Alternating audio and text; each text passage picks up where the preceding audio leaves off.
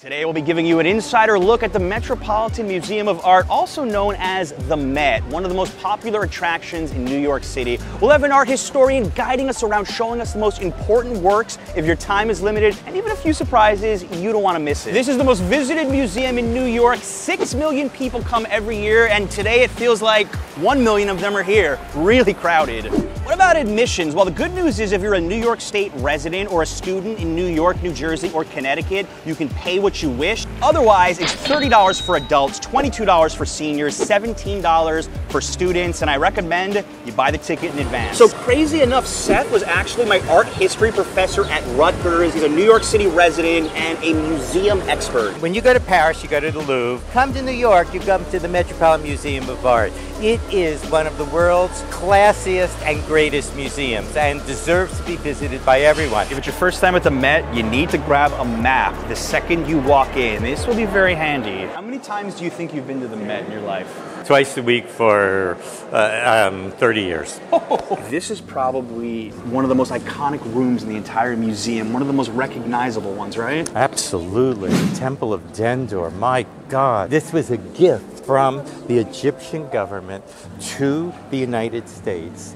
And President Johnson decided between Boston, Washington, and New York that it would come here to New York City. And the humidity in here is the same humidity as the Nile, and it is the only Egyptian temple in the United States. So if you can't afford the plane tickets to Egypt, it's a little cheaper to come to the Met. Little. This is to be the Nile, we gotta have a crocodile. And this is the Nile crocodile, an ancient Egyptian Nile crocodile, no less. That's crazy. Watched it before I came here. This is George Washington crossing the Delaware. I've seen, I think this is in every history book. Every history book Yeah. that we have, this is reproduced. And why you come to the Met is that not just that they have it, but look how big it is. Look at the scale of this thing. If we walk up to it, we're much smaller than most of these people. But it's political propaganda. The event happened. Washington did cross the Delaware on the 26th of December, 1776. But do you think an older man can stand up in a rocky boat like that? No, unlikely. Artist was a German, Emanuel Leutze. Was destroyed in World War II during American bombing, and this is a copy that he made. But it was ironically destroyed by Americans. Right, and so the reason he made this is because they were having a revolution at the time, and this was to spur on their revolution. Washington is like 8 feet tall. Exactly. This is remarkable. This is the finest collection of American art, decorative art, sculpture, rooms anywhere. And it should be a must for any overseas visitor because you're not going to see this quality and quantity of American art anywhere but here. So imagine in a very wealthy house, going up a flight of steps, and at the end of the steps, this is the window that was there. First of all, we have breakfast at Tiffany's. Tiffany of the jewelry store with the blue box. This is his son. One of his specialties was glass, and he actually in Queens, Corona, Queens, he created a glass factory where he produced colored glass. And he had a team of women artists who designed this for him. So we know who designed this, Agnes Northrop, and she created this autumn scene. So I look at this and I instantly say something like, God, doesn't it look like fall colors? Doesn't it look like the sun is about to set? And though this looks like it might be painted, it's not. It's 100% glass. And he invented glass to create this illusion. Do you see it looks like confetti almost? Yeah. It's called confetti glass, and he made it, and it almost looks like leaves are falling using that kind of confetti glass. You can really see the quality of the glass and the color as the light comes through it. And that you can only experience in a museum. The colors, that's very northeastern United States. Absolutely. You can see where he got that motivation Absolutely. from. No question. This is fall in the Northeast. This is my first intelligent statement of the day. This is the single most important painting at the Metropolitan Museum of Art. It is what I would consider the Mona Lisa of the Metropolitan Museum of Art. It is in every single art history textbook, and it is the reason you should come to a museum, and that is because there are things in this painting that you will see in person that you cannot see reproduced. It's a portrait of a young man. We don't know who he is, but we probably could guess he's wealthy, he's well-dressed, he's learned, he has hands in a book. But what is never reproduced, unless you're here in person, is just, you see there's a mask over to the left, right, in the furniture. The pants area over here, 2 eyes and a nose. There's actually a mask in there also. Yes, it's never reproduced. And so you have these 3 masks. Mask over here, mask in there, mask over there. Was he part of the theater? Was just something erudite and fancy? That's why you come to this museum, to be able to see the nuances of the black and the blue and the black, and then that mask. And I almost defy anybody to show that reproduced.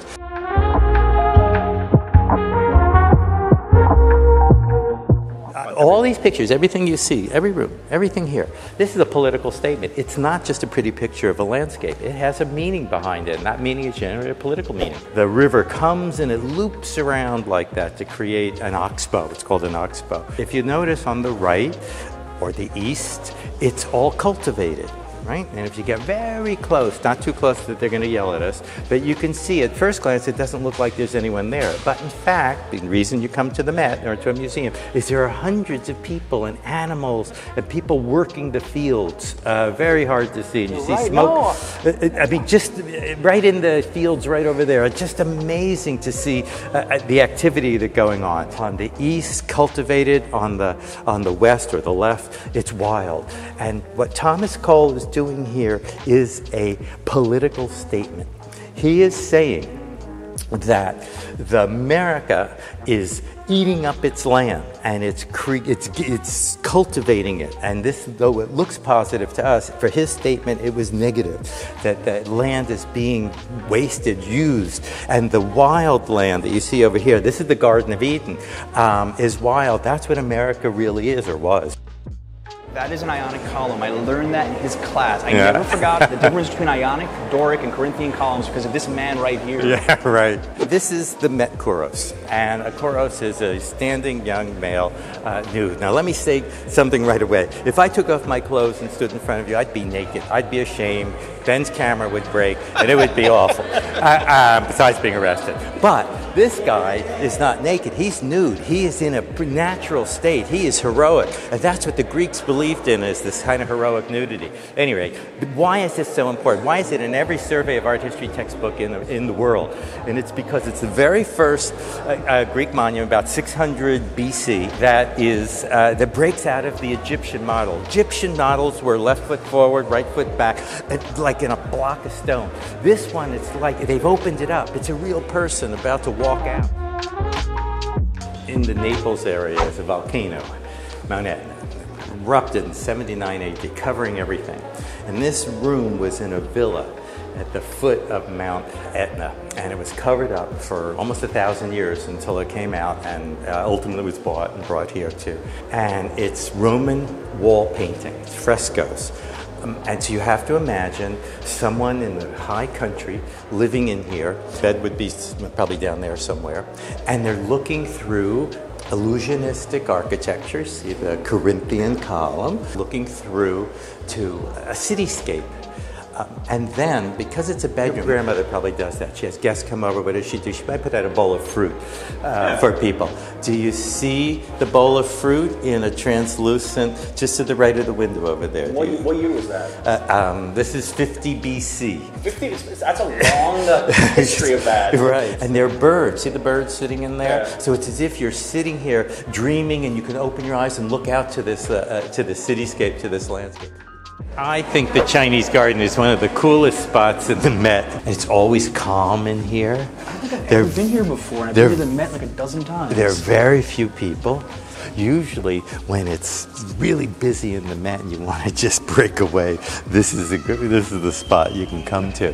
Open to the sky. And the thing that I find remarkable is this is the only place in the Met they actually have live animals. They actually have koi, goldfish. The garden was created by artists from China who came over.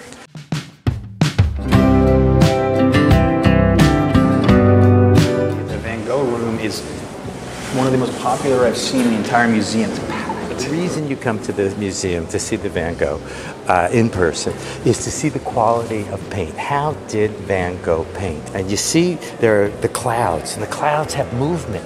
I mean, they really look like they're moving. And the wheat field down below looks like it's moving. It looks like it's shimmering. And then halfway between wheat field and the clouds, there's a rolling hills. Those rolling hills exist. I always thought the man was crazy, and those were just a figment of his imagination. But I rented a house right near in this town of Saint-Remy, and those rolling hills, they looked just like that. But when you're standing in front of it, you can see the paint literally rising off the surface, and light in the room rebounds off of it, and it gives it this remarkable quality. So this is really similar to one that most everybody knows at the Museum of Modern Art, Starry Night. This one's bigger, Starry Night smaller, but it's the same town, same view, same wheat field, same hills, Les Beaux. All right, another hidden gem of the Met, which we couldn't go to today, is the Rooftop. If you want to get a great view of Central Park, that is the spot to do it. They also have a bar up there. On some weekends, they have DJs there as well. As you can see right now, the line to go up to party on the Met Rooftop is long. I'll be surprised if what we're going to look at now, there's anybody looking at it. And that's because this is the single, in my opinion, most important work of Italian Renaissance in the United States. And it's a room called a Studiolo, a Ducal palace in somebody's home. You have a series of rooms, and the innermost room, the inner sanctum, where the Duke and the Duke alone is allowed in, where all the important papers are, it's his study basically. And it's done with the most intricate wood inlay. Illusionistically, he has things from his army days, but he also has the parts of music. Now, this is all illusionism. There's nothing real in here. When you looks like a door that's opened or a window that's open, that's an illusion. It's what we call trompe-l'oeil, fool the eye. And this is the best example in the United States of this kind of trompe-l'oeil, and it's all done in wood, different kinds of wood. So this is actually my personal favorite exhibit at the Met, Perseus with the head of Medusa, simply because I'm a big fan of Greek mythology. I always love this story, so every time I come to the Met and I pass this, I gotta do a second take. The reason I like this so much is it is probably, if I had to put my finger on it, where modern art starts. Pablo Picasso. I mean, he's one of the great thinkers in art, and this is his patron, Gertrude Stein, an American who lived in Paris. And why is it the origin of modern art? Well, look at the sofa behind her. It starts over here, but it disappears on the left-hand side. If you see her eye, one eye looks one way, the other eye looks the other way. It almost looks like a mask. Her ear disappears. Her nose almost looks like a mask that's been flattened a little bit. Her hands, don't really look right. He decides to break away from the Western tradition, and this is the beginning of that. This picture alone is going to set the stage for Cubism, Futurism, and all the other isms that come after it. Seth, for a first-timer coming to the Met, any big tips for them? Like, how long should they come? Okay, so don't overdo it. Coming to the Met or any museum should be fun. You should pick a handful of objects that are of interest to you, look ahead of time, use the video to pick some things, go and see it, but don't burn out. This is good New York City advice too. Ben, can we show them? Wear comfortable shoes. I feel like we've walked 20 city blocks in here. This is a humongous museum. You can easily tire yourself out here. 5.4 miles we did, 11,200 steps. We walked 5 miles in here. There are only 34 Vermeer in the world. Of those 34, there are a quarter of them are in New York, between the Met and the Frick, which is just a few blocks away. And 5 are here in the Metropolitan Museum of Art. We have 1/4 of all the Vermeers in the world here. And you might know Vermeer because of the girl with the pearl earring, which is either the movie or the book. He's a marvel, and though it's not any one work, it's all of them together. And that's what makes coming to the Met so special. Nowhere else in the world will you see this many of Johannes Vermeer. If you only have one day, Central Park is right next to the Met. You could pair these two together easily. We have one of the best guides on YouTube of what to do in Central Park. Check this out if you want to visit after the Met.